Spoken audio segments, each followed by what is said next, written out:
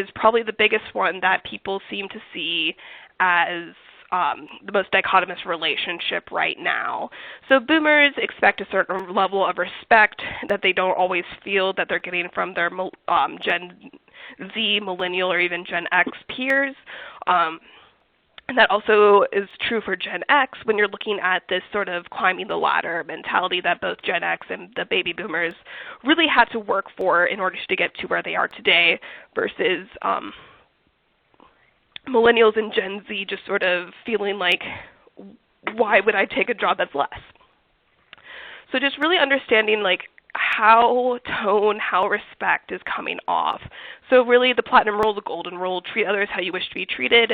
I mean, these are basic items, but just remembering that respect for a boomer is going to be different from respect for a millennial. And when you do have sort of those tension relationships in your department, in your office, how can you combat those? Is it really just a mindset thing, or is there really something about disrespectfulness?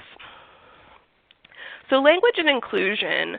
So this is, a lot of people still are under this mindset of the snowflake generation and people being overly sensitive and PC.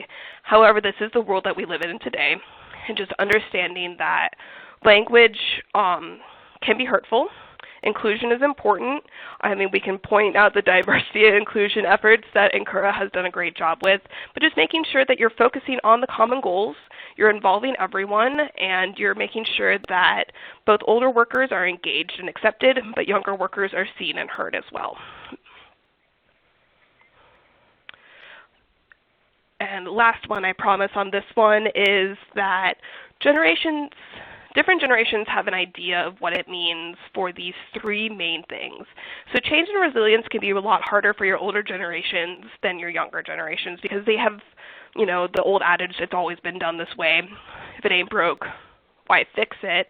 But, you know, as we get new technologies, as we get new people, as we have new skill sets and new ideas, being able to change is important, but also making sure that you're really respecting the older generations when it comes to their sort of hesitation to change and really helping them understand and move forward as a department, as a unit, and not leaving people behind, which can be very challenging.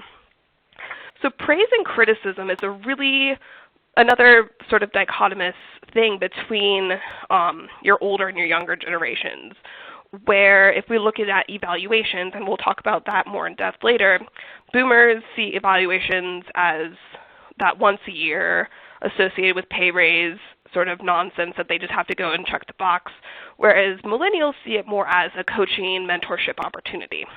So understanding that praise and criticism as it comes across can mean very different things. A quick meeting with your manager might be totally terrifying for a boomer, but be like, oh, heck yeah, to a millennial. So, and also in terms of management, thinking about, the leadership that stands right now, leadership is mostly in your more senior level positions, which is going to generally fall into your boomer and Gen X, but really being able to help cultivate the next generation of leaders and the next step for your younger generations as well.